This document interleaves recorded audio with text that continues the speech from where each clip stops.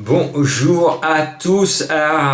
Bonjour à tous. Hilarante, comme je l'avais prévu, a gagné à la rigolade. On a eu un peu chaud, parce que elle était avant-dernière dans le dernier tournant, et puis finalement tout se passe bien. Je vous donne encore un tiercé en ce mois de mars. Le mois de mars, je cumule les bons résultats avec Man qui est venu bien se comporter. Et puis, je voulais profiter de cette vidéo pour remercier notre ami Junior Gelpa. J'avais fait, vous en souvenez, une pétition pendant 2 ans pour qu'il arrête de déclarer des pastilles rouges, et Junior m'a écouté. Au 1er janvier, il a pris une bonne résolution et bravo à lui, il ne déclare plus de pastilles rouges. Et maintenant, je vais vous alerter sur un autre, c'est Nicolas Rimbaud qui a pris la mauvaise habitude de déclarer du rouge. Et heureusement, pour les abonnés des Pronos du Cœur, dans mon course par course lundi à Caen, je tirais la sonnette d'alarme. Je leur disais, attention, fausse pastille rouge de Nicolas Rimbaud qui est optimiste dans ses propos et qui déclare un emoji rouge. Et je rappelle à cet entraîneur et à tous les autres, quand vous faites cela, que vous voyez une bonne chance et que vous déclarez du rouge, vous trompez les turfistes parce qu'ils pensent, ceux qui ne sont pas avertis, que vous ne voyez pas de chance dans la course. Résultat, dans la deuxième à Caen, lundi, Guapita Lomax gagne à 24 contre 1, et je l'avais donné, et j'avais averti mes abonnés en disant bien, fausse pastille rouge. Moi, je préfère dire pastille que emoji.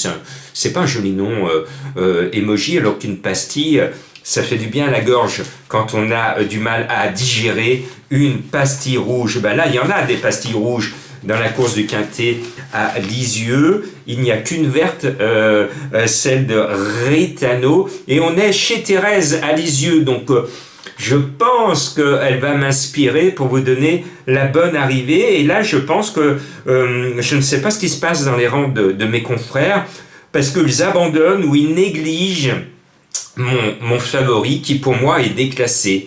C'est le 10 Elliott de KO. Quand je regarde tous les autres pronostics, alors je peux pas regarder tous les pronostics de France et de Navarre, mais j'ai l'impression que je suis le seul à y croire en ce cheval, le 10 Elliott de KO.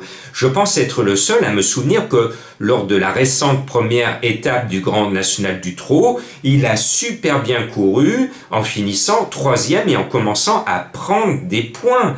Il me semble aussi que si vous regardez les chronos et les records, que mon Elliott de KO est aussi le plus rapide de la course.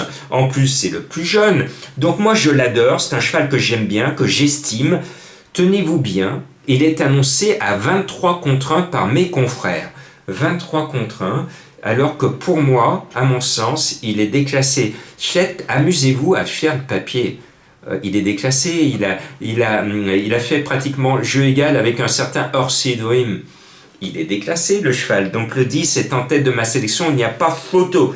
Allez, on va mettre la pastille verte, celle du 14 Ritano. J'adore les Duval d'Estaing et eux sont honnêtes dans leur déclaration. Quand ils mettent du vert, c'est du vert, c'est du vrai vert. Donc on peut y aller. Simplement, je tire un peu la sonnette d'alarme. C'est pour ça que je ne mets que 2e. Cette course, comme d'ailleurs pour Elliott de KO, cette course n'est pas son objectif, mais pour Ritano non plus, il n'était pas prévu de courir cette course. Bon, il le court parce que bon, le lot, il y a quelques chèvres au premier poteau, donc le cheval est un peu au-dessus du loup. En plus, quand je parle de chèvres, il y a deux chèvres de Monsieur Seguin, le 2 et le 8, et l'entraîneur n'est pas très chaud avec ces 2 chèvres. Elle risque de se faire dévorer par mon favori et par Ritano le 14. Bon, on a 2 chevaux qui sont au-dessus du lot en termes de classe, et puis le 12 Goutte du Houlbet vient de décevoir, mais elle a largement la pointure d'un tel lot.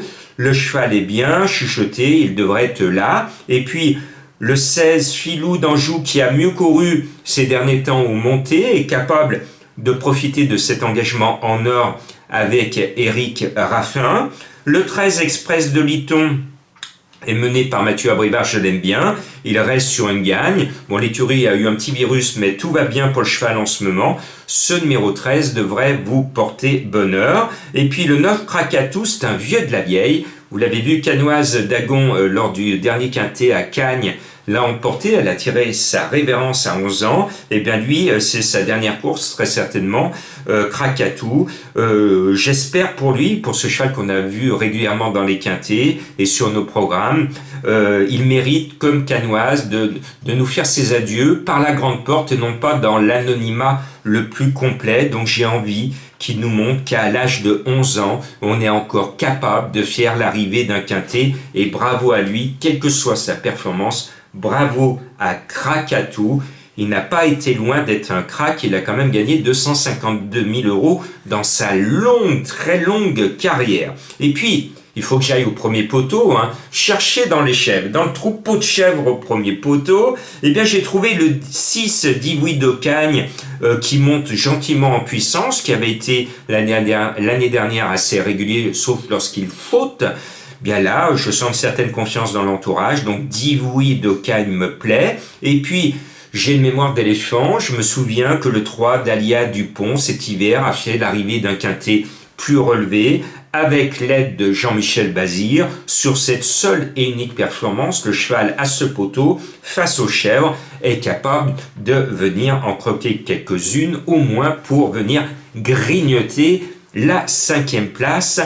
Voilà, j'espère à Lisieux, Thérèse, si tu nous entends, fais gagner tous mes fans, tous mes turfistes qui ont grand besoin d'argent, et j'espère vous avoir donné l'ordre. Maintenant, vous savez, on se fétiche beaucoup quand on est joueur. Certains ont des trèfles, ont un fer à cheval, voilà, mais pas de patte de lapin. Ça, c'est pas bien d'avoir une patte de lapin en fétiche, c'est pas bien du tout.